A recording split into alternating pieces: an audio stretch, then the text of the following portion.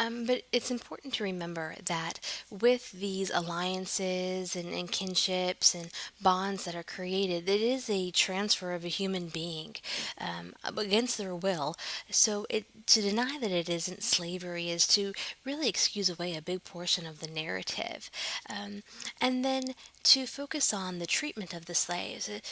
They weren't treated well a vast amount of times, and Rushforth goes into detail about that, on how the situation with the slaves was really about being degraded to the point that they were subservient to the masters, basically, and that was done in different ways.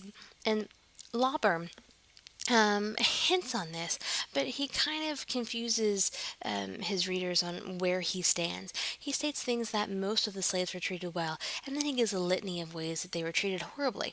Um, and so I think we come to the idea that it was an individual situation, but the overall idea of slavery for indigenous tribes was to make them feel subservient in order to create fear in rival tribes and to push their prestige up the ladder of tribal society. Um, the interesting thing about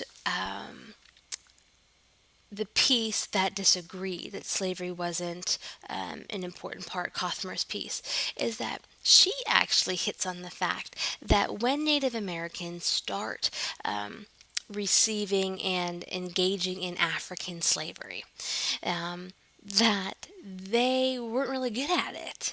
And she states that Indians failed at the task of slaveholding because they were too lenient with their slaves and did not adequately exploit or abuse their slaves. And so she actually contradicts herself by saying that we can't call Native American slavery or indigenous slavery actual slavery because they weren't treated that badly.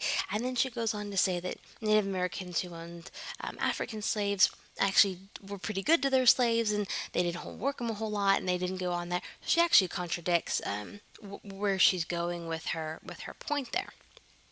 Um, and so we come back to this idea of why is this important?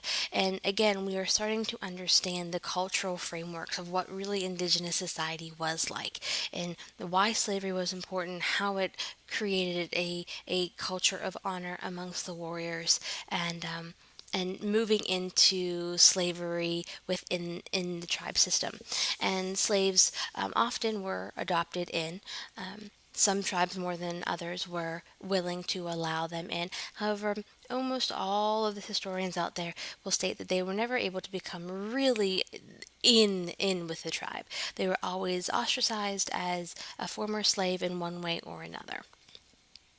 Um, and following up, as we move into colonial times and African slave trade, the big question becomes on how much of the African slave trade done by Europeans versus indigenous slavery affected how Native Americans responded. And, they became very involved in colonial slave trade, trading rival tribes to the colonists to transport onto plantations, whether it be in South Carolina, where 1/3 of the slaves there were actually Native American, or into the Caribbean to work in the plantations. And the question becomes, what role did Europeans influence them? And Alan Galloway, in his *The Indian Slave Trade: The Rise of the English Empire and the American South Europeans*, believe that they absolutely did not really have an effect. He said that Europeans did not introduce slavery or the notion of slaves as laborers to the American South, but instead were responsible for stimulating a vast trade in humans as commodities. Because of their previous rating for captives, many southern Indians adapted to European slave trading, particularly overnight. And so basically, that it actually wasn't European. Influence, they really weren't pushing them to trade slaves, that this was so part of the culture and so ingrained in society that it actually was pretty easy for them to jump into.